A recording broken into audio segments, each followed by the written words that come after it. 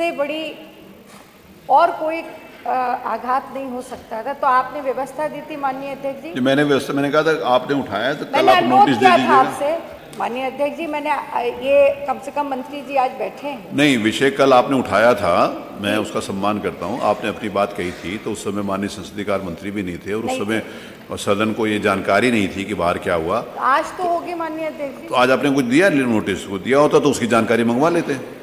कम से कम सदन में इस बात माननीय संसदीय कार्य मंत्री जी, आप इसमें कुछ कहना चाहें तो बता दें। माननीय संसदीय कार्य मतलब कोई उसमें कोई आया नहीं, जानकारी है कि नहीं मुझे पता नहीं। अगर माननीय संसदीय कार्य मंत्री कुछ कहना चाहें तो प्लीज। को मान्यवर क्या जरूरत पड़ी थी मान्यवर ये धरना प्रदर्शन करने की? बात कौन सी, ये मेरी समझ में नहीं आया। जो जब ये चाहती हैं तो बोल लेती हैं और जो चाहती हैं यहाँ पा जाती हैं मान्यवर। उसके बाद क्या जरूरत क्या थी मान्यवर ये प्रदर्शन धरने की?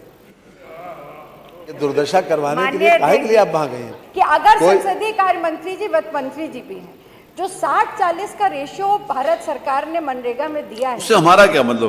गवर्नमेंट ऑफ इंडिया में वही तो कर रहे हैं। 40% का जो इनको शेयर करना है, क्या प्रदेश सरकार जो पहले से प्रश्न लगाए सुसंगत नियमों के अंतर्गत मनरेगा के लिए दे देंगे? ये तो इनका विषय है। मैं तो ये पूछना चाहती हूँ, सुसंगत नियमों के अंतर्गत आप उसको ये तो आपके लिए लाभ की भी बात है कि कम से कम आप जो 40% पैसा अब आपको देना है, आप तैयार हैं? अगर आप तैयार हैं तो जो मनरेगा के किसान मजदूर वो यहाँ विधानसभा में पूछ लेते थे प्रदर्शन करने के लिए। अध्यक्ष जी तो आप सहमति दे दीजिए। अध्यक्ष जी हम तो पूरा हाउस दुखी है, देश में माननीय अध्यक्ष पूरा हाउस दुखी है इस बात के लिए। कांग्रेस के कार्यकर्ताओं कल जो है इनको हाउस छोड़कर नहीं जाना चाहिए था। माननीय अध्यक्ष जी, मैं तो लाठीचार्ज के विषय पे पूछ रही हूँ। आखिर हम तो शांतिपूर्वक धरना प्रदर्शन कर रहे थे और ये तो लोकतंत्र। आप तो शांतिपूर्वक, बाकी और भी करते थे माननीय अध्यक्ष जी, ये भी करते थे, सदन के अंदर भी करते थे, सदन के बाहर भी करते थे।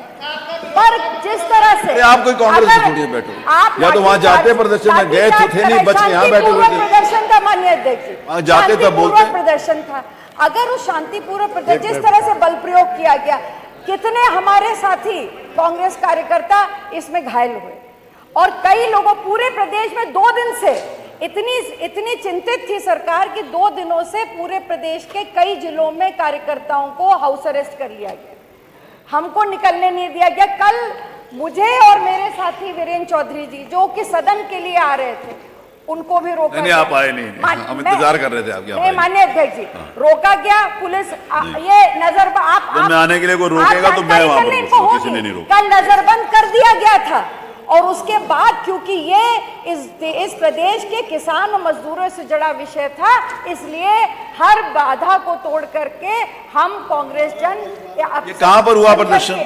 सदन। ये कहां पर हो रहा था प्रदर्शन?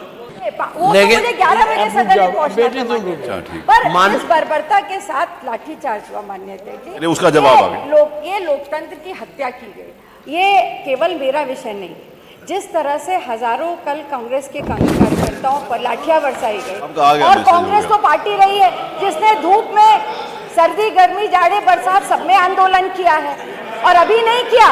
अंग्रेजों की लड़ाई अगर किसी ने लड़ी है तो वो कांग्रेस पार्टी ने ही लड़ी थी, तब भी लड़ी और आज भी उसी गरीब किसान की लड़ाई और संघर्ष करेंगे।